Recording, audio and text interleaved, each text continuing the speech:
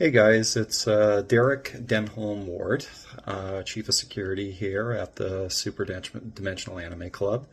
I just wanted to make a short little video for the group on something I've wanted to talk about ever since December. Back in December, one of the members talked about the anniversary of Akira, and I just wanted to showcase some of the collectibles that I actually have for Akira.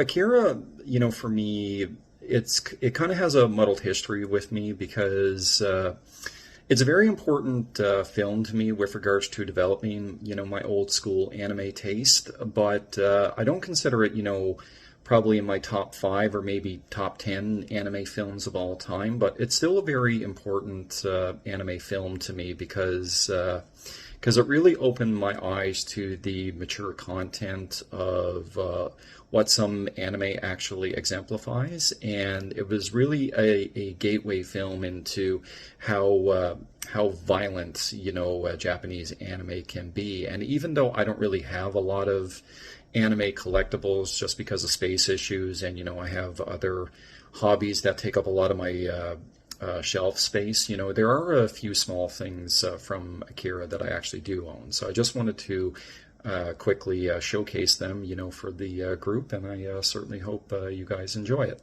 So the first thing that I have is I actually have my original VHS copy of Akira that came when I subscribed to Columbia House that I asked my mom to sign me up for back for my 17th birthday in 1997. And this is the Streamline Pictures version, so the Streamline English dub, which is the English dub that I do prefer. And this was the first tape that that Columbia House actually sent me. They would sing you Akira if you signed up for their anime club back in 1997, and they would sign you up for, they'd give you this first film for $5. And then every anime film that came from Streamline Pictures afterwards, cost $25. But the fact to get this version of Akira for like $5, it was very hard to resist. But then spending $25 for a VHS tape in the late 1990s, it was kind of hard to justify to my mom, spending $25 for like a VHS tape. But I managed to hold on to the Columbia House subscription for about a year, and I got some pretty excellent anime films out of it. And this was the first one that I actually got, and this was literally my first introduction to how mature and how violent, Japanese anime can actually be. So this is one of the few anime VHS tapes that I personally have left in my collection, but it has an incredibly soft spot for me, and it's a very important film to me. The other thing I have, guys, is something that I bought in the mid-2000s, and this is the Akira DVD special edition. Now, this one's from Pioneer, and this one actually has the Pioneer English dub, which is still an adequate English dub. And there are a lot of people that actually prefer the Pioneer dub over the Streamline Pictures dub, but my soft spot is obviously with the original English dub of the film. But this stuff has a lot of great content. It has 2 discs, a bunch of awesome art, an interview with the director, production reports. It has the original Japanese dialogue and things along those lines. So, when I seen it, I was kind of really curious, to give the actual English dub of this a try. But I still prefer the Streamline Pictures dub, even though, and my wife actually prefers the Pioneer dub. But at the end of the day, it's just a matter of personal preference. But when I seen this offered, I had to pick it up for myself. The other Akira thing, this was a Christmas gift that my wife gave me a couple of years ago, and it's the actual Akira soundtrack on vinyl, the Symphonic Suite, because one of the biggest traits, with the Akira film is it has some incredibly timeless music.